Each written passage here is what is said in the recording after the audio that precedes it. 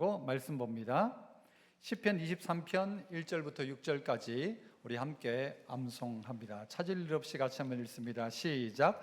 여호와는 나의 목자시니 내게 부족함이 없으리로다. 그가 나를 푸른 풀밭에 누이시며 쉴 만한 물가로 인도하시는도다. 내 영혼을 소생시키시고 자기 이름을 위하여 의의 길로 인도하시는도다. 내가 사망의 음침한 골짜기로 다닐지라도 해를 두려워하지 않을 것은 주께서 나와 함께 하심이라. 주의 지팡이와 막대기가 나를 안위하시나이다. 주께서 내 원수의 목전에서 내게 상을 차려주시고 기름을 내 머리에 부으셨으니 내 잔이 넘치나이다. 내 평생의 선하심과 인자하심이 반드시 나를 따르리니 내가 여호와의 집에 영원히 살리로다. 아멘. 시편 23편을 우리는 지금 계속해서 말씀을 나누고 있습니다. 지난주에 우리는 양의 길이 곧 의의 길로 바뀐다, 의의 길을 걸어간다, 그리고 그 전주에는 푸른 풀밭 쉴 만한 물가에 대한 이야기를 했습니다. 그런데 우리의 삶에 푸른 풀밭 쉴 만한 물가에만 머물러 있다면 어떻게 되는가? 어느 순간 그 풀은 마르는 날이 오게 되죠. 계절도 바뀌는 날이 오게 된다는 것입니다. 우리 개인의 인생도 봄, 여름, 가을, 겨울이 있는 것처럼 자연현상 속에서도 봄, 여름, 가을, 겨울이 있습니다. 그 푸른 풀밭이 영원토록 푸른 풀밭은 아닌 것입니다. 그리고 우리의 인생의 목적지가 푸른 풀밭이 아닙니다. 쉴 만한 물가가 우리의 목적지가 아니라는 것이죠. 쉴 만한 물가는 거쳐가는 것입니다. 그렇다면 오늘 본문에 나오는 사망의 음침한 골짜기는 목적지인가? 그렇지도 않습니다. 이 사망의 음침한 골짜기는 통과하는 것이죠. 우리가 읽었던 6절에 보면 우리의 영원한 돌아갈 목적지가 있습니다. 어디입니까? 여호와의 집에 어떻게 거한대요? 영원히 살리로다. 그래서 여호와의 집에 영원히 살게 될 그곳이 우리의 목적지인데, 우리 인생의 발걸음, 우리의 인생의 양의 길, 신앙의 길 가운데는 온갖 일들이 있더라는 것이죠. 최근에 제가 여러분 다 아시는 대로 살도 좀 빠졌습니다. 뺀 건지 빠진 건지. 당뇨도 전 단계를 하니까 제가 관리도 하고 운동도 하는데, 얼마 전에 이제 피검사했던 결과를 딱 보러 갔거든요. 어땠을까요? 뭐가 좋아졌을까요? 당보다가는 콜레스테롤 정상, 중성지방 정상. 그래서 제가 이때까지 받아보지 못했던 건강검진 마지막 성적표가 A가 나왔어요. A가. 제가 이런 사람입니다. 제가 A가 나온 거예요. 제가 이 관리를 하기 전에는요, 제 몸의 상태는 A가 아니었어요. 그런데 관리하다가 보니까 도리어 몸이 더 좋아진 거죠. 살이 빠졌죠. 딱 아까 안타까운 건 얼굴 살만 좀 회복되면 요게 문제지, 다른 건 다 좋아진 거예요. 의사가 저보고요, 잘하고 운동하고 계시죠? 예. 막 칭찬을 하시더라고요. 제가 잘 칭찬받는 사람이 아니거든요. 보통은 칭찬을 받았어요. 제 인생에 있어서 오늘 이 어려움이라고 할까요? 내 육신의 문제는 문제가 아니라 제 몸을 다시 한번 돌아볼 수 있는 기회가 되었다는 것을 인정해야 합니다. 푸른 풀밭 쉴 만한 물가에 평생토록 있으면 여러분 어떻게 될까요? 평생 푸른 풀밭이 평생 쉴 만한 물가예요. 그러면 당뇨 다 걸립니다. 늘 먹고 자고 먹고 자니까요, 이 건강이 없는 것입니다. 그래서 하나님의 은혜 가운데 푸르른 풀밭에서 꼴을 먹고 마셨으면 그 다음 해야 될 일이 뭔가 하면요, 몸을 움직여야 하는 것입니다. 수많은 칼로리를 내가 몸속에 받았는데 먹고 난 다음에 움직이지 않으면 그 몸은 어떻게 되는가 하면요, 영양과잉이 되겠죠. 이걸 어떻게 해야 돼요? 몸으로 써야 하는 겁니다. 먹은 만큼 칼로리를 빼내야 몸이 돌아가도록 누가 만들었을까요? 1번 의사, 2번 하나님. 하나님이 만드셨죠. 하나님이 그렇게 우리를 만들어 놨다는 말이죠. 봄, 여름, 가을, 겨울이 있어서 한 군데 머무르지 못하도록, 여기에 안주하지 않도록 하나님은 계속해서 우리를 고스란히 돌리게 하시는 것입니다. 광야길을 걸을 때에도 똑같았지 않습니까? 하나님이 그들을 인도하셔가지고는 한 자리에 머물러 있는 게 아니고 하나님이 인도를 따라 빙 돌게 하셨다는 말이죠. 그래서 푸른 초장 쉴 만한 물가에만 있다면 여러분, 우리의 신앙은 비대해지고 동맥경화, 그리고 우리의 몸은 움직이지 않아서 근력은 점점 빠져나갈 것입니다. 그래서 하나님 오늘 우리를 어디로 어떻게 인도하시는가 봤더니 사망의 음침한 골짜기를 통과해서 저 높은 고지로 올라가게 하시는 것입니다. 낮은 땅에 있었던 풀, 그 풀이 마르고 꽃은 시드는 때가 오면 골짜기를 지나 저 고원지대로 올라가면 고원에는 아직도 풀이 있는 거예요. 그 풀을 먹고 있다가 추워지면 다시 내려오는 것, 이게 목자가 알고 있는 기본적인 일련의 삶의 과정이라는 것이죠. 그래서 우리를 좀 더 다른 고차원의 자리, 생각해보지도 못했던 고원의 풀밭으로 우리를 인도하시는 하나님 목자의 손길을 우리가 경험하게 된다는 말이죠. 살아가면서 우리는 참 다 좋았으면 좋겠어요. 다 편했으면 좋겠고 늘 푸른 풀밭 쉴만한 물가이면 좋겠는데 우리의 인생은 한 번씩 어려움의 문제가 찾아옵니다. 양떼가 가만히 있으면 편안하잖아요. 그런데 그 자리에 목자는 뭘 한 마리 띄워놓는가 하면요, 염소 한 마리를 섞어 놓습니다. 그러면 이 염소가 주로 하는 일이 뭘까요? 염소가 하는 일은 쥐 박는 겁니다. 자꾸 쥐 박아요. 염소 없으면 평화의 시대인데 염소가 있어가지고는요 자꾸 문제가 생기는데, 그 덕에 어떤가 하면 이 양들이 가만히 앉아있지 않는다는 것, 움직이기 시작하더라는 것입니다. 그것이 양에게는 도리어 도움이 된다는 거죠. 목자는 그걸 알아서 메기 한 마리를 풀어넣는 것처럼 염소를 풀어넣는 것이죠. 그리고 그로 말미암아서 양들은 도리어 더 건강해지도록 하시는 목자의 의도가 있다는 것입니다. 가만히 앉아 있으면 쉴만한 물가 푸른 초장은 우리를 그 자리 그냥 가만히 있게 만듭니다. 그러나 어떻게 해요? 이 사망의 음침한 골짜기를 통과함을 통해서 우리는 얻게 되어지는 유익들이 꽤 많이 있다는 것이죠. 그 첫 번째 뭔가 하면요, 따라해 봅시다. 사음꼬리, 지름길. 여러분 분명히 생각하셨을 거예요. 설교 제목을 보면 나 다 안다, 다 아시죠 여러분? 사음꼴이 뭐예요? 그렇죠, 다 아시잖아요. 그렇죠? 사음꼴이에요. 사음꼴, 사망의 음침한 골짜기. 말만 들어도 여러분 사망의 음침한 골짜기. 그런데 여기 음침하다는 말이 어떤 말인가 하면요, 사망의 그림자라는 말이에요. 그림자. 여러분, 우리는 종종 그림자에 현혹되거나 그림자 때문에 여러분 놀라고 두려워하고 걱정할 때가 있습니다. 종종 여러분 이런 거 하잖아요. 손가락 가지고 햇빛에다 딱 해놓고 이렇게, 요거 뭐죠? 요거 이렇게 하면 개잖아, 개. 그죠?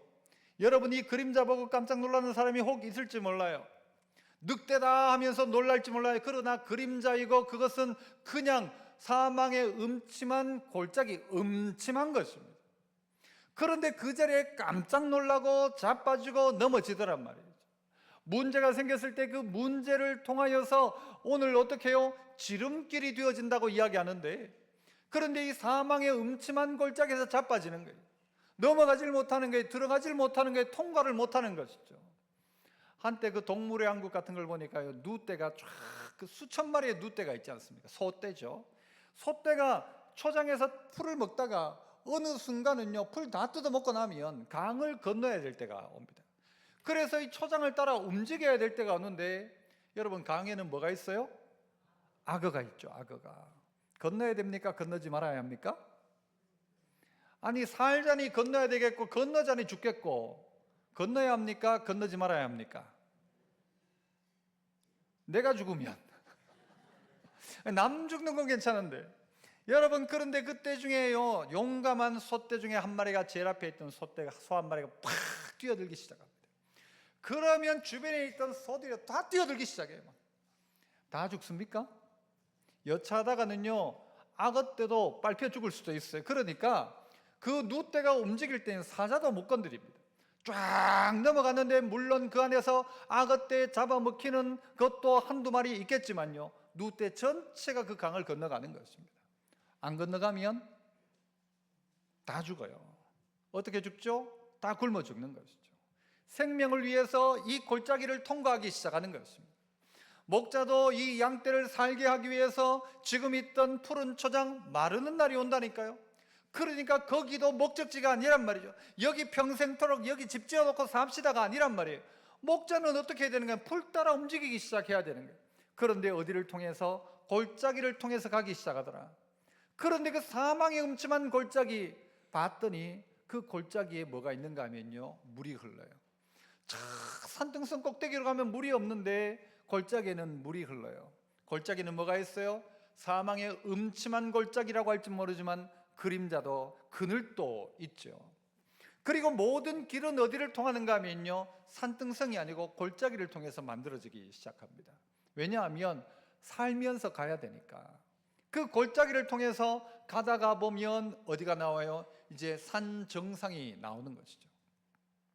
새로운 차원의 삶이 열리기 시작하는 것입니다. 저 평지에서 느껴보지 못했던 고원의 놀란 풀밭, 신앙의 단계가 확 업그레이드 되기 시작하는 것이죠. 그 길을 경험하도록 하기 위해서 목자는 양떼를 이끌어 간다는 것이죠. 제가 그런 이야기 드렸습니다만은요, 대구, 부산에 있는 저 높은 산 꼭대기에 있는 학교들, 여러분 그 학교에 다니던 학생들은, 특별히 여학생들은 뭘 잃는데요? 각선미를 잃고 근육을 얻는다, 뭐 그렇게 하죠. 여러분 그것이 우리의 인생 가운데 큰 보탬이 됩니다. 사실은 매일매일 어쩔 수 없이 걸어갔던 그 산 꼭대기에 있는 학교, 안 갈 수는 없으니까 그 학교를 가는, 갈 때마다 욕을 하죠. 우리 학교는 왜 이렇게 높은 곳에 있고 말이야, 왜 우리 학교로는 왜 버스가 오지 않냐고.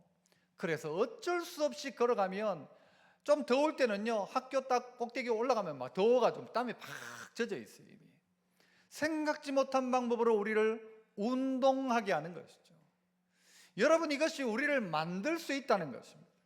사망의 음침한 골짜기를 통해서 푸른 초장 쉴만한 물가에 안주하고 있던 그들을 어떻게 하는가 하면 인도하는 거죠. 살 길이 여기니까 가자 해서 따라가고 있는 동안 새끼를 낳았던 새끼들이 따라오면서 근육이 붙고 힘이 붙고 살 길을 찾고 땀이 막 나기 시작하는 것이죠. 우리의 인생 가운데 땀이 나고 있는가 한번 보십시오. 땀 안 나는 사람을 가지고 뭐라고 합니까? 혹시 아시나요? 불안당이라고 합니다. 불안당. 예의 불안당 같은 놈들 이러잖아요. 불안당이 뭔가 하면 땀 안 흘리고 먹고 살려는 사람들, 이게 불안당입니다. 여러분 우리가 푸른 초장 쉴만한 물가에서 잘 먹거든요. 그대로 있으면 땀 안 흘리면 요건요 도리어 우리 몸에 독이 될 수 있다는 것이죠. 신앙도 똑같고요. 저도 이야기 드렸듯이 이제 밥을 먹고, 여러분 예전 같으면 어떻게 해요? 밥 딱 먹고는 이야기 드렸던 것처럼 어디로 가야 돼요? 소파로 가야죠. 소파에 딱 앉아가지고 밥 먹고 난 다음에 또 뭐 먹어야 되죠? 뭐 과일도 먹고 뻥이오도 먹고 먹어야죠. 먹으면서 TV 보고 딱 앉아있는 게 대부분이었어요. 그런데 어느 순간부터는요, 밥 먹고 난 다음부터 한 15분 지나면 제가 실내 자전거에 올라갑니다. 올라가지고 TV를 보더라도 거기서 한 20분 페달을 쫙 밟아요. 밟고 나면 땀이 쭉 나요. 그러면 아하, 먹은 거 이제 쓰고 있구나라고 깨닫게 되는 거죠. 우리의 몸을 그렇게 하나님 만들어 놓으셨다는 거예요. 하나님이 그렇게 안 만드셨으면 그렇게 안 해도 되죠. 그냥 먹고 자고 먹고 자고. 그런데 양떼도 똑같은 거예요. 그냥 그 자리가 아니라 하나님이 인도하시더라는 것입니다.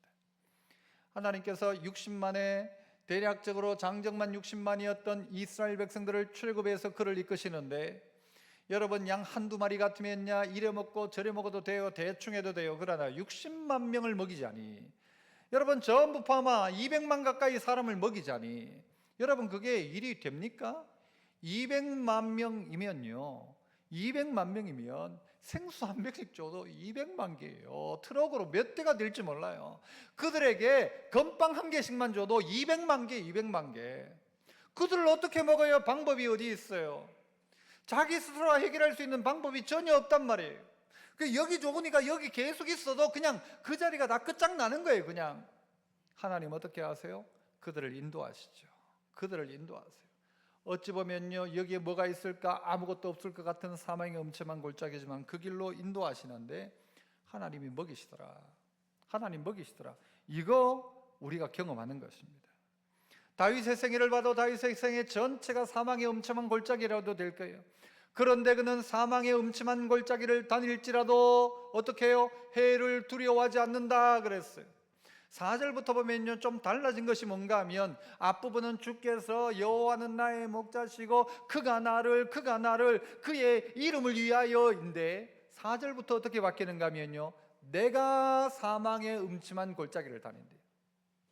이제부터는요, 우리의 삶 가운데 주님이 나와 함께 하심을 믿고 있는 그가 내가 어디로 가든지, 사망의 음침한 골짜기를 가든지, 어디 대로를 가든지, 학교에 가든지, 직장에 가든지, 어디를 가든지 해를 두려워하지 않는데요. 겁날 게 없단 말이죠. 왜 겁날 게 없어요? 주님이 나와 함께 하심이라고 이야기하고 있어요. 여러분, 사망의 음침한 골짜기를 걷고 있는 분들이 있습니까? 사람과의 관계 속에서 염소 때문에 고생하고 있는 사람이 있습니까? 고통과 고난의 시간들을 지나고 있는 분이 있습니까? 갑작스럽게 닥쳐진 육체의 문제로 말미암아서 어떻게 할까? 이 사망의 그늘이 쫙 비춰지는 거예요. 겁이 나는 거죠. 야, 내 인생 이러다가 가는 거 아닌가? 이런 염려, 근심, 걱정이 우리에게 있을 수 있을 것입니다.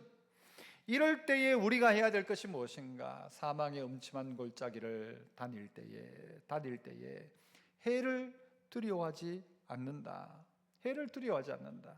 왜요? 사망의 음침한 골짜기가 우리의 목적지가 아니고 이 음침한 골짜기는 뭐예요? 통과하는 자리이기 때문입니다. 이걸 통과하고 나니까 어떻게 해요? 우리의 근력이 길러진 거예요. 이걸 통과하고 났더니 갑작스럽게 골짜기를 딱 통과하자 뭐가요? 푸른 고원이 쫙 열리기 시작하는 것이죠. 하나님 우리를 인도하신다. 우리는 우리의 길을 모른다. 그러나 하나님이 우리를 인도하신다. 이거 믿는 것이 사망의 음침한 골짜기를 지나가고 있는 성도들이어야 하는 겁니다. 그래서 이 자리 가운데서 우리가 할 일이 무엇입니까? 이 안에서 지름길인데 어떤 지름길인가? 이 사망의 음침한 골짜기가 주님을 만날 수 있는 최고의 지름길이다. 그래서 그전에는 그렇게 하지 않았는데 사망의 음침한 골짜기를 통과하면서 내 주인이 누구인지를 알게 되고 경험하게 되더라는 것이죠. 두 번째는요, 따라서 또 한번 합시다. 주나함. 그죠? 주나함이 은혜길이라는 겁니다. 아시는 대로 주나함은 뭐예요? 주님이 나와 함께 하심이라. 주님이 나와 함께 한다는 이 사실 자체가요, 우리에게는 은혜의 길이 된다는 것입니다. 사망의 음침한 골짜기라 할지라도, 그 길 끝에 뭐가 있다 할지라도 여러분, 그거 지나가는 거 쉽지 않은 일입니다.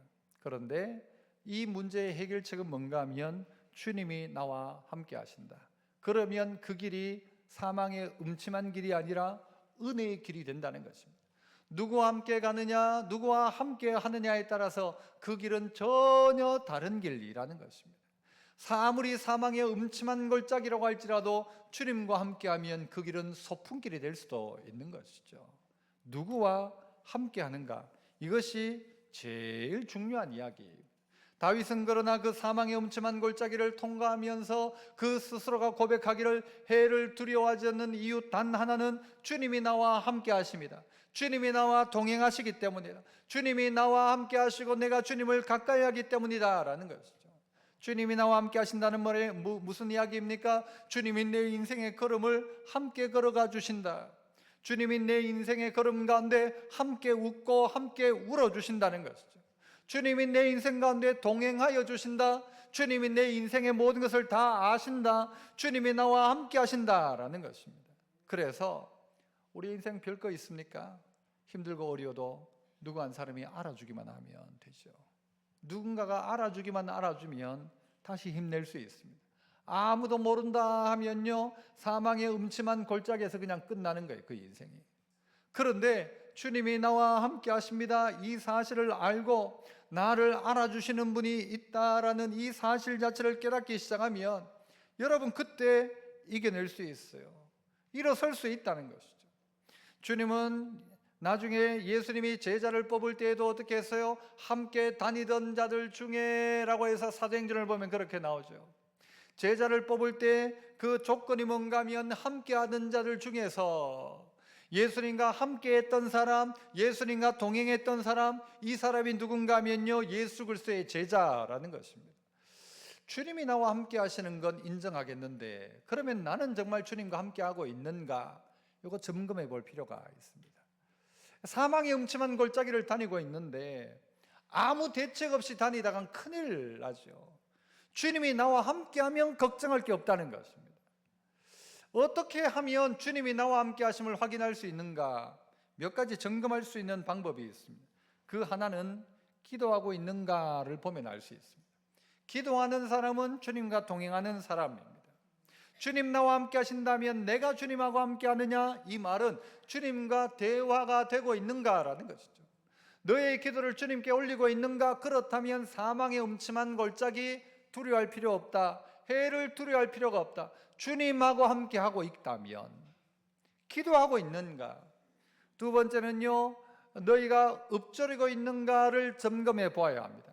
읊조린다는 것은요, 하나님의 말씀을 내 마음 가운데 두고 있는가라는 것입니다. 제가 이야기 드렸죠. 이 시편 23편을 다 외워보자고 한 절 한 절만 읊조려도요, 여러분 삶이 완전히 바뀌기 시작합니다. 여러분이 한 주간을 걸어가면서 사망의 음침한 골짜기를 다닐지라도 해를 두려워하지 않는 것은 주께서 나와 함께 하심입니다. 이 고백을 날마다 하기 시작하는 순간 여러분은 이미 하나님과 함께 하고 있는 것입니다. 사망의 음침한 골짜기를 다닐지라도 저는 해를 두려워하지 않습니다.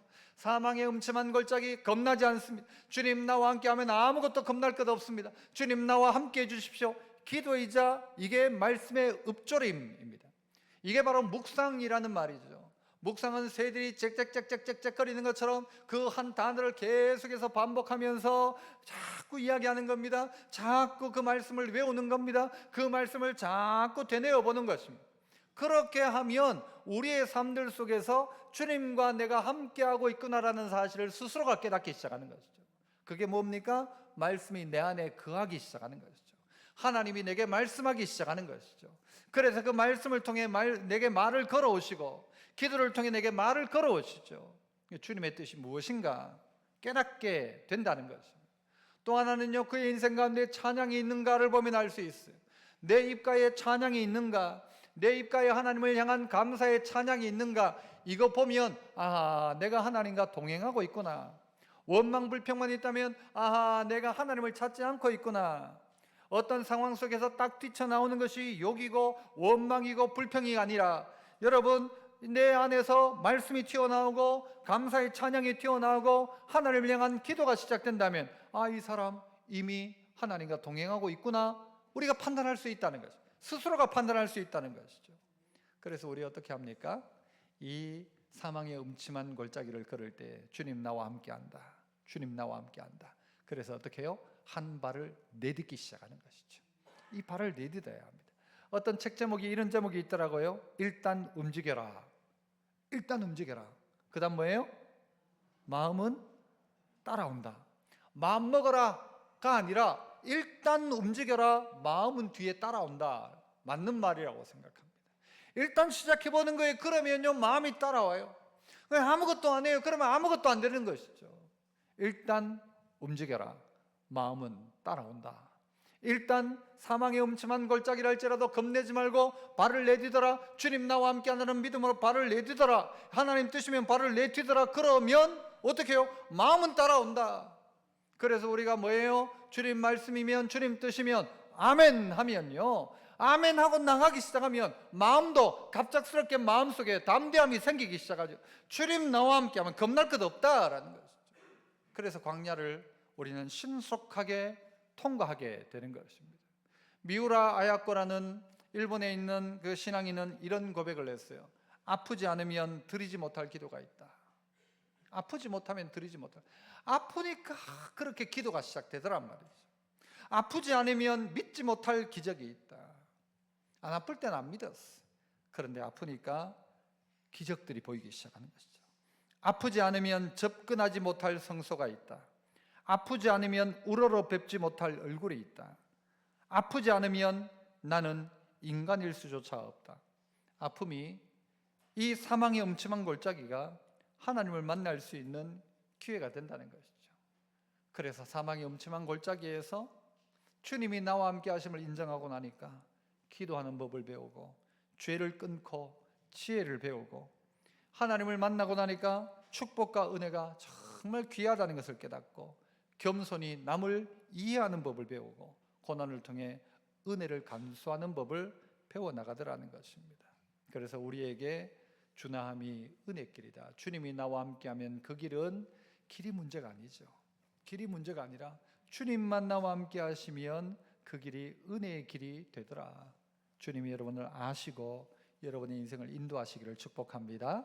마지막은요, 따라서 또 한번 합시다. 인도와 보호는 지팡이와 막대기.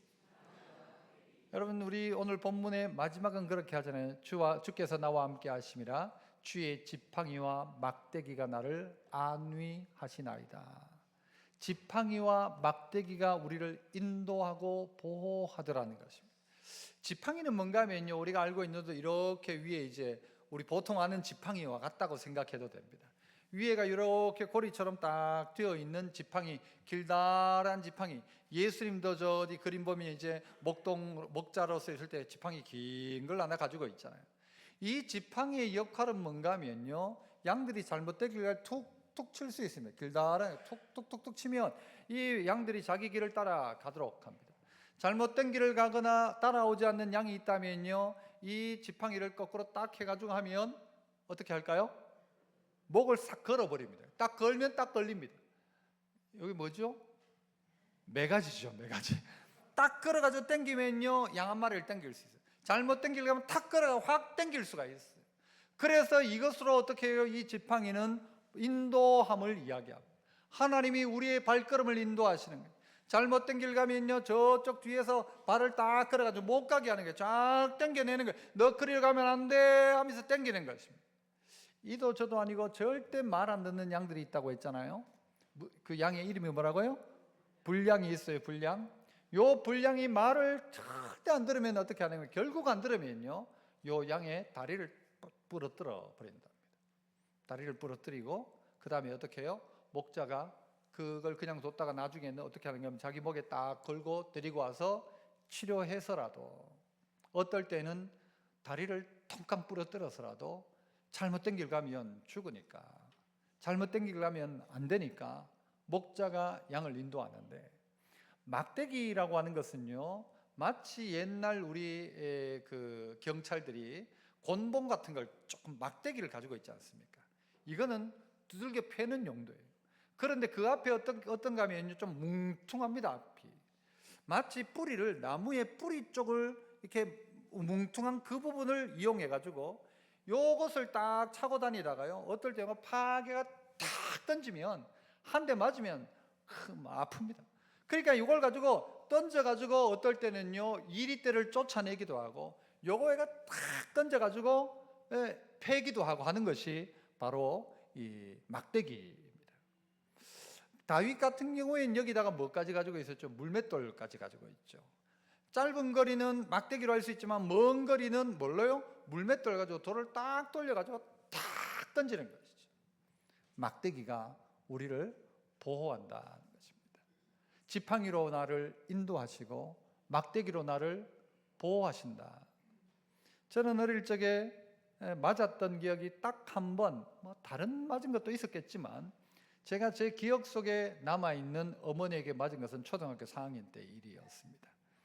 그때 아버지 그 서랍에 있는 돈을 훔치다가 걸려가지고는 어머니가 사실대로 말하면 안 때린다 하길래 사실대로 말했더니 어머니가 때리시려고 저 가서 그 고추단 그게 있어요. 고추 이렇게 탁 지탱해 놓는 단들도 있었고 탱자나무도 있었는데 몇 개 꺾어 오라는 거예요. 가지고 왔어요. 어머니가 저를 때렸어요. 막 때리다가 어머니가 막 우시더라고요. 여러분도 안 그렇겠습니까? 초등학교 4학년이 아버지 금고 털고 있으니까 믿었던 이 아들놈이 이게 아버지 금고를 터니까. 그런데 어머니가 막 우시더라고요. 저희 어머니는 아버지 때문에 늘 우셨는데 아니 아들 때문에 울어야 된다 생각하니까 너무 죄송하고 미안해가지고 제 인생이 바뀐 기회는 그때였습니다. 어머니에게 발각되고 들켜서 어머니에게 맞으면서. 그런데 어머니가 야 다음부터 그러지 마라 했다면 제가 어떠했을까요? 안 때리고 야 다음부터 그러지 마라 그랬으면 제가 어떠했을까요? 아마 그대로 갔을지도 모를 것입니다. 그런데 맞아야 돼요. 그냥 말로 하는 거하고요 맞는 게 다르더라고요. 맞아가지고 다리가 이게 벌게져가지고 있으니까 어머니가 또 어떻게 해요? 나중에 약 발라주고. 그런데요 그 기억이 가는 겁니다. 하나님께서요 어떨 때 우리에게 징계를 하세요. 징계를 통해 가지고 여러분 우리를 때려서라도 그 길 가게 하시기도 하시고, 어떨 땐 우리의 목을요 매가지를 딱 걸어 가지고는요 나 안 된다 못 간다 그냥 너 자유롭게 가면 여러분 망하는 길인데 목자가 어떻게 그냥 둘 수가 있습니까? 목자는 이리 가면 너 안 된다 그러니까 그 양을 매가지를 걸어서라도 땡겨 와야 되고, 안 되면 다리를 부러뜨려서라도 못 가게 해야 되고, 어떨 때는 막대기를 가지고 주 던져가지고 한 대 깨지더라도 돌아오게 하는 게 목자이죠. 탕자가 집을 나갔다가 아버지 집으로 돌아온 것처럼 돌아오도록 해야 합니다. 돌아올 기회를 줘야 되죠. 뻔히 아버지의 눈에는, 목자의 눈에는 그것이 보이는 것입니다. 그래서 막대기가 뭐냐, 지팡이가 뭐냐, 주님이 우리에게 막 막대기로 때리고 지팡이로 땡기고가 아니라 이 막대기와 지팡이가 오늘 성도들에게는 뭐가 막대기요 뭐가 지팡이냐, 성경 말씀인 것입니다. 디모데후서에 보면요 모든 성경은 하나님의 감동으로 된 것으로 라고 하며 교훈과 책망과 바르게 함과 의로 교육하기에 유익하다 그랬어요. 모든 성경은 하나님의 감동으로 되었는데 성경을 펴서 읽기 시작하면 교훈합니다. 너 이렇게 해야 돼라고 우리를 인도한다는 말이죠. 책망합니다. 어떨 때는 막 뜨끔합니다. 어떨 때는 막 가슴이 두근두근거려요. 하나님 우리를 책망하실 때가 있죠. 너 그러면 안 돼 라고 할 때가 있죠. 어떨 땐 때릴 때도 있어요. 바르게 함과 의로 교육하기에 유익하다. 하나님의 말씀이 우리의 인생의 지팡이와 막대기입니다. 하나님이 우리를 그렇게 인도하신다는 것입니다. 그런데 여러분 우리의 인생 가운데 사망의 음침한 골짜기를 지나가면서도 말씀이 없는 것이죠. 그 음침한 골짜기를 내 힘으로 이겨내겠다고 하는 것이죠. 아니라는 것이죠. 내가 사망의 음침한 골짜기를 다닐지라도 해를 두려워하지 않을 것은 주께서 나와 함께 하심이라. 주의 지팡이, 주의 막대기가 나를 안위하시나요? 잘못된 길 갈 때는 막아서고 땡겨내고 때리고 해서라도 옳은 길 가도록 주님의 인도가 분명하다면 우리는 그 인도 앞에 순종하기 시작해야 합니다. 우리나라 대한민국도 여러분 얼마나 큰 은혜를 받은 나라입니까? 어떤 분이 그렇게 이 대한민국을 평가하시더라고요. 전 세계 IQ 제일 높은 나라가 어딘지 아십니까? 여러분 왜 물었을까요? 대한민국이랍니다. IQ가 106 밑으로는 각성하십시오. 내가 평균을 까먹고 있다. IQ가 106인데 107인 나라가 홍콩이 있답니다. 그렇지만 홍콩은 뭐 도시니까 그냥. 여러분 우리나라가 어떻게 언제 이렇게 머리 좋은 나라입니까? 우리나라 사람들 일하는 것도 세계 2위라고 하던데요. 노는 건 세계 1위랍니다. 언제 잡니까? 그러니까요 우리나라 사람들 평균 수면이 제일 잠이 없는 나라랍니다. 세계 3위. 잠 없는 나라 1위. 야, 그러니까 이게 보통 아닙니다. 문맹률 1%. 세계 경제대국인 이 일본을 발톱의 때처럼 생각하는 나라, 이게 대한민국이랍니다. 여러분 무슨 이야기인가 하면요 하나님이 이 나라를 지금까지 이렇게 인도하셨다. 누구 때문에? 하나님의 백성들. 어떤 백성? 하나님의 말씀 가지고 교훈과 책망과 바르게 함과 의로 교육하기에 유익한 하나님의 지팡이와 막대기의 인도함을 받기 시작한 나라, 그 나라가 복을 받을 거라는 것이죠. 그 나라가 어떻게 해요? 그 백성이 어디로 올라가요? 한 발자국 더 올라가더라는 것이죠. 높은 고지의 초원으로 올라가더라는 것이죠. 바라기는 우리 모두는 사망의 음침한 골짜기를 지금 지나고 있습니다. 나라가 지나가고 있어요. 사망의 음침한 골짜기. 야, 이러다 나라가 어떻게 되겠냐. 하지만 주님이 우리와 함께 하신다면, 해를 두려워하지 않고 이 사망의 음침한 골짜기를 지나간다면 우리나라가 도리어 한 단계 업그레이드 될 수 있는 기회도 될 수 있겠다. 개인도 똑같고 교회도 똑같고 여러분 가정도 나라도 똑같은 것입니다. 여러분 사망의 음침한 골짜기에 주저앉는 나라, 주저앉는 가정, 주저앉는 사람도 있지만 사망의 음침한 골짜기에서 함께 하시는 주님을 만나고, 그래서 사망의 음침한 골짜기가 지름길이 되고 사망의 음침한 골짜기에 주나함 주님이 나와 함께 하기 시작하니까 그 길이 은혜의 길이 되어지는 것이죠.